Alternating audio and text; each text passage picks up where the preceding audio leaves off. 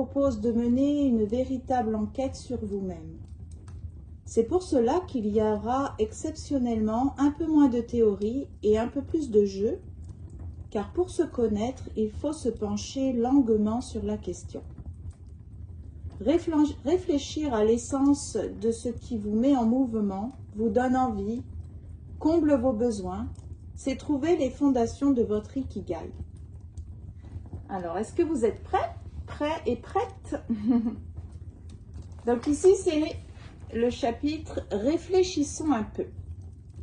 Si vous m'aviez demandé il y a une dizaine d'années de quoi j'avais envie ou quelles étaient mes priorités, je n'aurais pas su vous répondre. Au restaurant, je mettais des heures à lire et relire la carte pour finir par prendre la même chose que la dernière personne qui a commandé. Quand il y avait un débat à table, je ne donnais jamais mon avis car je n'avais aucune idée de quoi penser. Je trouvais les arguments des uns et des autres tous valables et plus j'attendais pour me prononcer, plus j'étais perdue. À vrai dire, je n'avais pas d'opinion sur grand-chose et je ne savais jamais ce que je voulais vraiment. « Comme tu veux, je te suis » étaient mes 2 phrases préférées. Pourtant, au fond, je sentais bien que ça ne fonctionnait pas et que quelque part, j'aurais pu trouver une envie ou une idée, mais ça aurait été prendre le risque que quelqu'un ne soit pas d'accord et défendre un point de vue auquel je ne tenais finalement pas tant que ça. Alors je vivais la vie en spectatrice, comme par procuration. J'étais persuadée que c'était lié à ma personnalité, que j'étais comme ça et qu'il fallait que je m'y fasse. Que parce que j'étais timide, calme, dans mon monde, je n'avais pas vraiment à donner mon avis sur toute façon. De toute façon, pardon. Alors je n'ai pas cherché à comprendre ce qu'il me fallait. Je n'ai pas creusé la question. J'ai décidé que j'étais une suiveuse et que, si ça me rendait malheureuse, c'était sûrement normal, puisque j'étais aussi persuadée que la vie était triste de toute façon. C'est seulement récemment que je me suis aperçue qu'être suiveur n'était pas une personnalité et que c'était juste la preuve que l'on se connaissait mal. Je pensais ne pas avoir d'opinion, mais en réalité, je n'avais jamais pris le temps de comprendre quelles étaient mes valeurs. Je n'avais donc pas de système de référence sur lequel me fonder. Je pensais ne pas avoir de vraies envies, alors que simplement, je ne savais pas quoi écouter en moi pour les trouver. Aujourd'hui, je suis bien plus heureuse qu'il y a 10 ans. C'est pourquoi je pense qu'une des clés du bonheur, c'est la connaissance de soi. Alors, beaucoup de personnes, c'est ce qu'elle a l'intention de dire dans les pages qui suivent, mais que je ne vais pas lire parce que c'est beaucoup trop long, mais en gros, dès que vous commencez à essayer de vous connaître, vous allez avoir des personnes qui vont dire « tu es autocentré » ou « tu es égoïste » ou « égocentrique hein ». Alors, je vais lire les jeux. Je vous mettrai en description, comme d'habitude, à quel moment se situent les jeux, les différents jeux, les différentes périodes de ma vidéo pour vous éviter de tout écouter, surtout depuis le début, là, puisque ça ne concerne pas la majorité de mes abonnés. Alors, le premier jeu, c'est Retour en enfance. Enfant, vous vous amusiez bien plus qu'aujourd'hui. Que faisiez-vous ? Quelle était votre occupation favorite? Celle qui vous faisait oublier le temps? Aujourd'hui, vous allez la reprendre. Ne choisissez pas une activité qui vous semble amusante aujourd'hui. Prenez vraiment celle de votre enfance.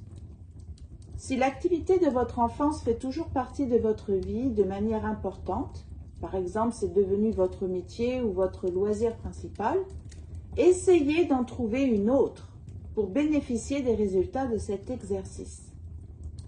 Si vous dessinez tout le temps, mais que vous ne savez pas dessiner aujourd'hui, ce n'est pas grave. Prenez un papier et un crayon et dessinez quand même. Si vous jouiez au foot et que vous êtes passé au tennis ou même à la philosophie, pas de problème. Remettez-vous au foot pour une journée, juste pour retrouver vos sensations. Passez le plus de temps possible cette journée-là à faire cette activité. Si ce n'est pas tenable la journée entière, vous pouvez faire des choses en lien, comme par exemple regarder une émission qui en parle, lire un magazine sur le sujet. Ensuite, notez vos sensations. Êtes-vous mal à l'aise? Vous sentez-vous ridicule? Au contraire, avez-vous repris comme si c'était hier? Est-ce que vous vous êtes amusé? Et le soir, faites le point. Avez-vous passé une bonne journée? Pourquoi? Si vous n'avez pas pris de plaisir ou que vous étiez très mal à l'aise, essayez de déterminer pourquoi cela vous plaisait enfin. Quelles étaient les raisons pour lesquelles cette activité vous amusait? Si vous aimiez le crochet, parce que cela vous demandait une grande concentration, regardez ce que vous faites aujourd'hui qui demande une grande concentration. Si cela vous plaît toujours de vous concentrer, essayez d'élargir le nombre d'activités qui mettent la concentration en jeu. Si cela ne vous plaît plus, essayez de trouver par quoi vous l'avez remplacé, de comprendre comment l'attrait pour la concentration est sorti de votre vie. Dans tous les cas, que l'activité vous ait amusé à nouveau ou pas du tout, vous avez renoué avec la part d'enfant en vous et vous avez retrouvé des besoins et des envies qui sont peut-être toujours là, souvent sous d'autres formes. Ça, c'était le premier jeu. Le deuxième jeu s'appelle « Révoltez-vous ».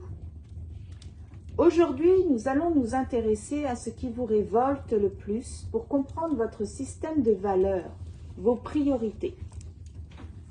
Listez 5 choses qui vous révoltent dans le monde actuel.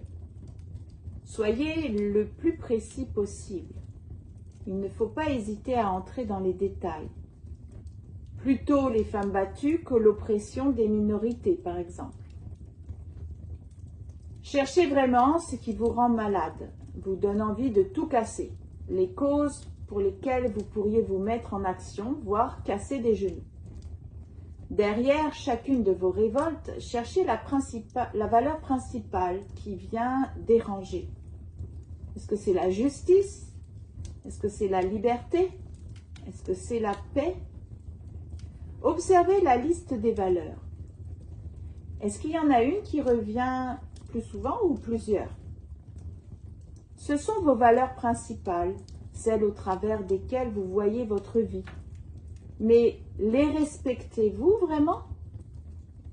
Découvrir vos valeurs et vous rendre compte que parfois vous-même, vous ne les respectez pas, va vous permettre de remettre les choses à leur place, de revoir vos priorités, de comprendre aussi pourquoi vous êtes si mal dans certaines situations.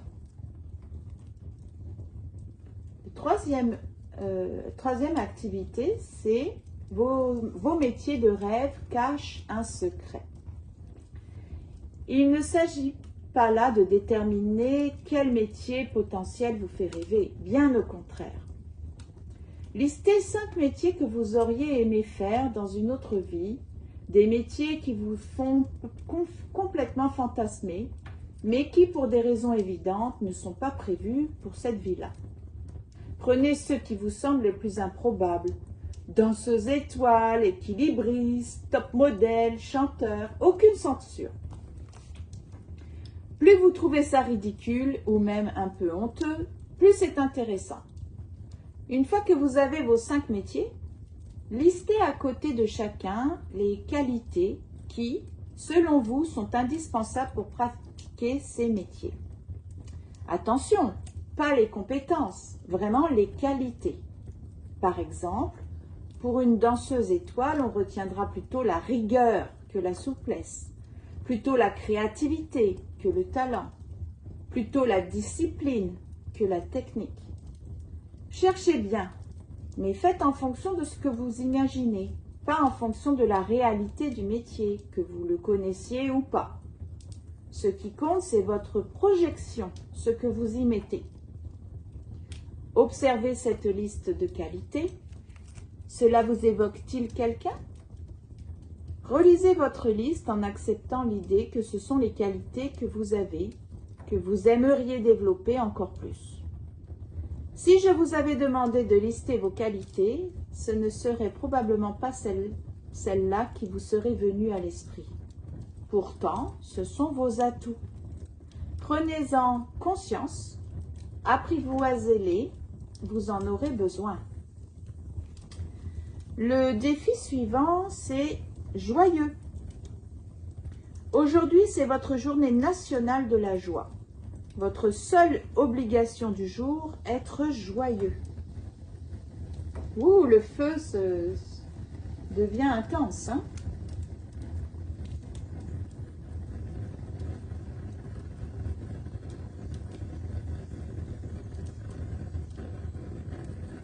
C'est impressionnant. Ok, je vais essayer de le calmer un peu. Ça m'oblige de crier un peu. Voilà. C'est beau, hein? Vraiment, c'est beau.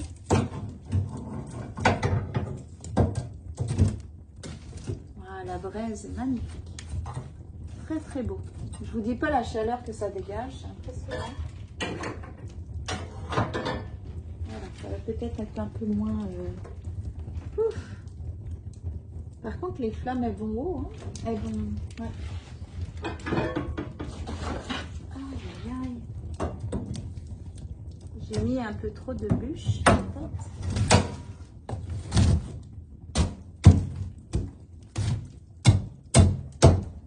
Calme-toi. Voilà. Faites pas que ça soit là, contre le mur. C'est très, très chaud. Je vais faire pause, hein, vous inquiétez pas, à moins que ça vous passionne. Moi, j'aime beaucoup le feu. La purification. Voilà. Ça apporte de la chaleur. C'est beau, c'est esthétique, mais quand ça se un peu trop fort, là, ça devient presque incontrôlable. Il ne faudrait pas que ça foute le feu au conduit. Voilà. Ça fait du bruit mes pieds parce que j'ai une amie qui m'a offert, regardez. C'est un truc pour hydrater les pieds. Alors, plutôt que de rester assise comme ça juste à lire, comme on dit, j'associe le petit travail de lecture avec du plaisir. Donc je suis près du feu de cheminée, c'est quand même chaud, hein, et mes pieds sont au frais. Alors, tout ça pour dire que j'en étais au défi être joyeux. Donc, être joyeux toute la journée, ça va être effectivement un défi. Je vais peut-être essayer de le relever. Réveillez-vous en vous réjouissant de cette belle journée. Sautillez en vous rendant au travail. La joie s'exprime physiquement. Souriez à tout le monde. Vous verrez, on vous sourira presque toujours en retour. Trouvez la façon la plus joyeuse d'accomplir vos missions du jour. Par exemple, faire les courses déguisées, répondre à vos mails ou vos courriels en plaçant des mots choisis au hasard. Trouvez un moyen de jouer, surtout avec ce qui est censé être sérieux. Savourez chaque petite victoire, chaque petit plaisir. Exprimez votre joie, tapez dans vos mains, levez vos bras, sautillez, dansez. Si vous vous surprenez à être triste, mélancolique, déprimé, faites comme si vous étiez hyper content. Changez votre gestuelle, relevez la tête, redressez-vous, souriez. Après quelques pénibles minutes de comme si, faire comme si, comme si on était au théâtre, hein, vous retrouverez votre joie. Ouais, c'est vrai que j'ai constaté que, par exemple, quand on est triste, si on se force à rire, eh bien, c'est comme ça envoie le signal à notre cerveau que, bon, peut-être elle est contente, elle est joyeuse. Puis, on se sent mieux. Déjà, on s'oxygène, on oxygène nos poumons. Et puis, parfois même, on peut finir par rire un peu nerveusement. Donc, ça peut être aussi la danse. Vous écoutez de la musique, puis vous commencez à bouger. Ça fait du bien aussi. Puis, bientôt, ce que je vais faire, c'est penser, je me suis dit, penser un peu aux autres.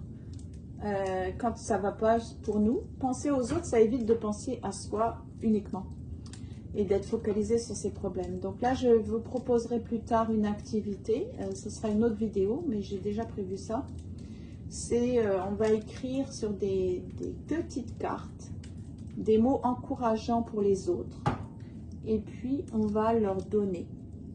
Donc ça va être un défi que je vais me fixer. Puis si vous avez envie d'embarquer avec moi dans cette aventure, on le fera ensemble. Puis on pourra en discuter, savoir si vous avez perçu, en tout cas, que ça pouvait aider vraiment autrui. Et du coup, on se sent une bonne personne. Et puis, on sait qu'on peut changer le cours de la journée d'une personne par un simple sourire ou un petit mot gentil. Et ça coûte rien. Et puis c'est super, c'est super. Donc ça peut redonner de la joie aussi. Le défi suivant, c'est un animal vous répond. Installez-vous confortablement dans un endroit calme où vous ne serez pas dérangé. Enregistrez donc la lecture que je vais faire là, si vous voulez, pour l'écouter tranquillement. Prenez 10 grandes respirations profondes. À chaque inspiration, laissez votre ventre se gonfler. À chaque expiration, expulsez le plus d'air possible. Fermez les yeux et avancez sur un joli chemin. Au bout de ce chemin se trouve un lieu idéal. C'est un endroit confortable, joli, où vous vous sentez bien. Il est extérieur ou intérieur, au bord de la mer, en pleine forêt ou à la montagne. Un mélange de tout ça, c'est vous qui décidez. Il y fait la température idéale. Il y a tout ce qu'il faut à manger et à boire, tout ce que vous préférez. Ça sent bon. C'est agréable à toucher. Tout est parfait. Installez-vous à l'endroit qui vous semble le plus attirant et appréciez le bien-être qui se dégage de cet endroit idéal. Devant vous apparaît un animal. Il vient à vous, il vient vous voir. Vous fait un clin d'œil et se transforme en un autre animal. Cet autre animal fait un geste affectueux envers vous et, à votre contact, se transforme en un troisième animal. Remerciez-le et reprenez votre route. Reprenez 3 grandes respirations profondes et reprenez contact avec la réalité en douceur. Donc, une fois que vous avez fait cet exercice, vous notez les 3 animaux que vous avez vus. Et sans réfléchir, pour chaque animal, notez 3 attributs. Par exemple, doux, agressif, malin, gentil, etc. Le premier animal que vous avez vu représente comment vous aimeriez que l'on vous voie. Le second animal représente la façon dont les autres vous voient vraiment. Et le troisième animal est votre animal totem, celui qui vous accompagne et vous représente à la fois. Celui que vous êtes quand vous êtes vraiment vous-même. Quand vous avez un doute, une question, besoin d'inspiration, vous pouvez recommencer cette promenade intérieure, vous installer dans un lieu idéal et poser la question, exposer le problème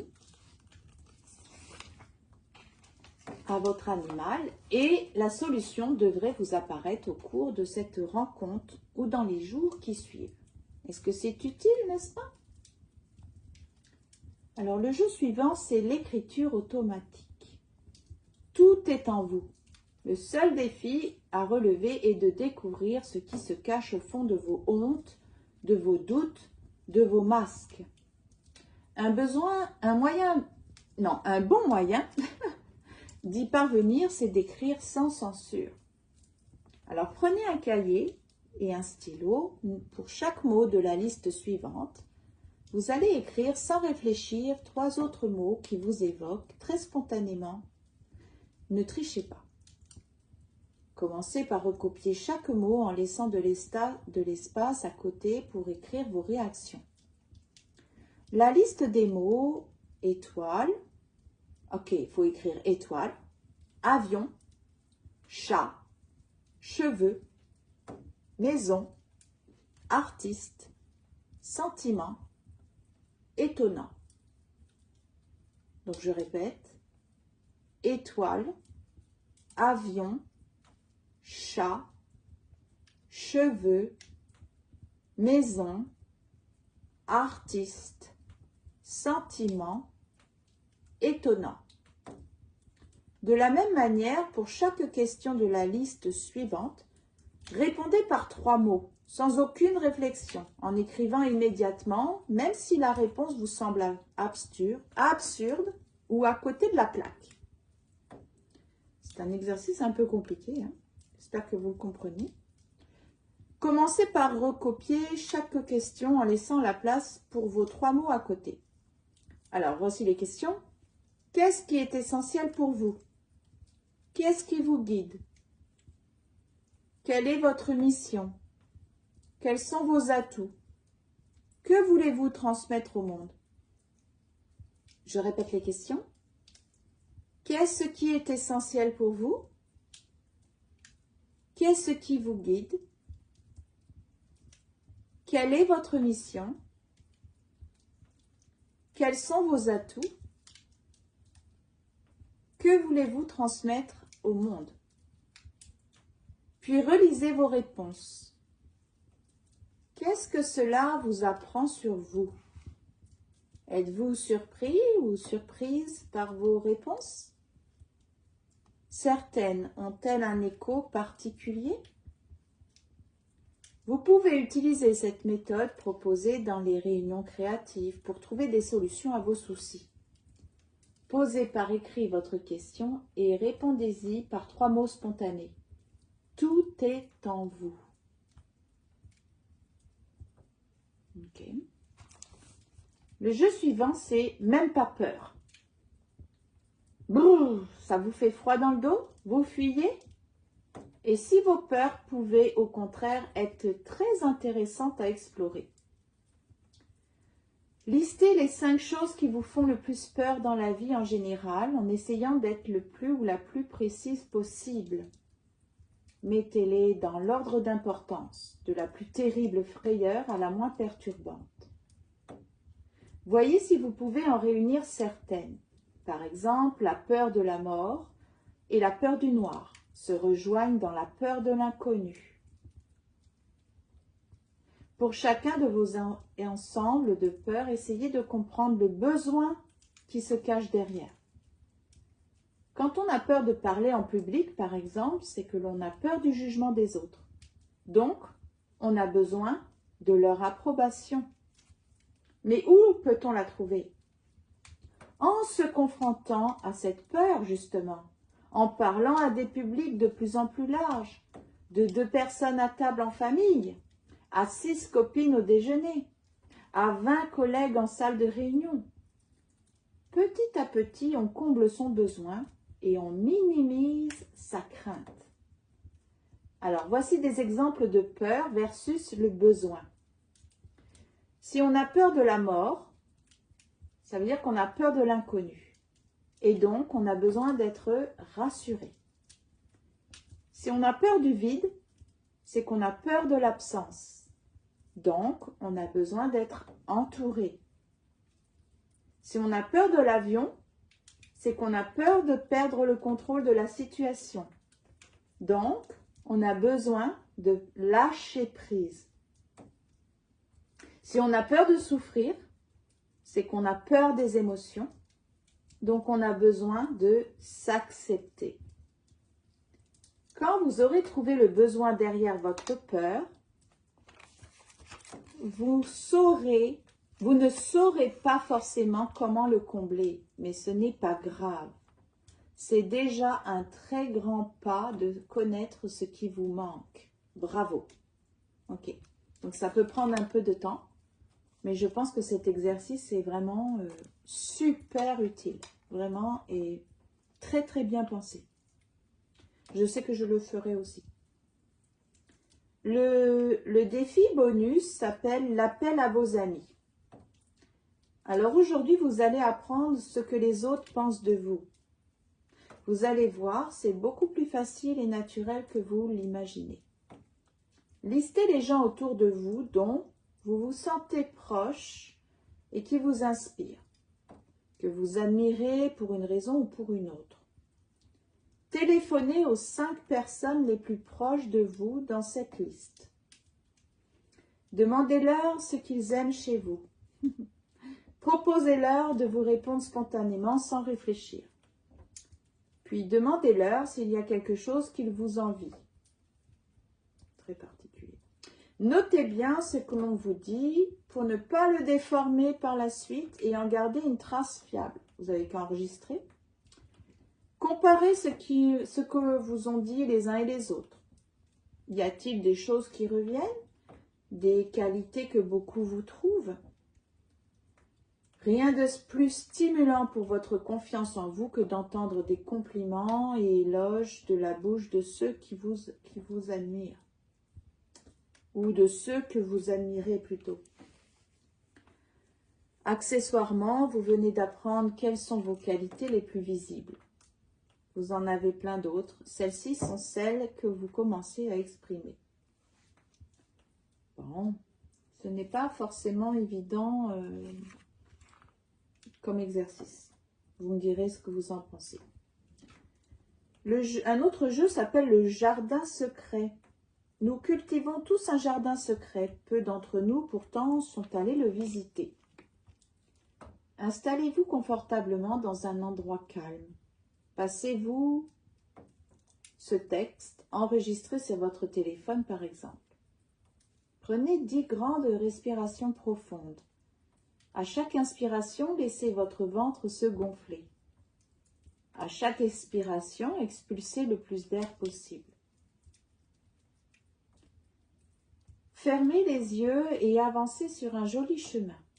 Au bout de ce chemin se trouve une grande grille qui donne sur un jardin. Entrez et saluez le gardien. Au fond du jardin, une petite fille joue à la balançoire en riant. Approchez-vous et demandez-lui le secret de son bonheur. Écoutez bien sa réponse et observez-la, car elle peut aussi vous répondre en signes ou en symboles. Remerciez-la et reprenez le tour du jardin. Vous trouvez au plus au fond encore un étang. Vous voyez votre reflet dedans. C'est vous, dans le futur. Demandez-lui comment l'aider à avoir une vie plus agréable. Il va lui aussi vous répondre, soit par une phrase, soit par des mots, soit par des symboles, soit par des gestes. Remerciez-le et continuez votre visite. Après avoir apprécié la beauté des fleurs, senti la délicatesse de leur parfum, découvert un potager et un verger, vous voilà prête à repartir. Près de la sortie, assis sur les marches, un vieil homme semble vous attendre. Approchez-vous de lui et demandez-lui quel est le sens de la vie. Écoutez et observez sa réponse. Remerciez-le, puis prenez congé. Ressortez du jardin, saluez le gardien, refermez la grille. Vous pouvez revenir ici autant que vous le souhaitez. Revenez doucement à la réalité en prenant 3 profondes respirations et en bougeant peu à peu, très doucement les mains, les pieds, puis en vous étirant. Votre jardin est plein de secrets qui ne demandent qu'à faire surface. À vous de poser les bonnes questions. Qu'avez-vous appris d'utile sur vous-même? N'hésitez pas à y revenir. Donc c'est terminé pour les activités, les petits jeux. Merci d'avoir suivi la vidéo. C'est beaucoup plus paisible maintenant le feu. Vous, peut-être vous pensez que c'est presque éteint parce que je vois que vous ne voyez rien. Mais regardez, ce n'est pas éteint du tout.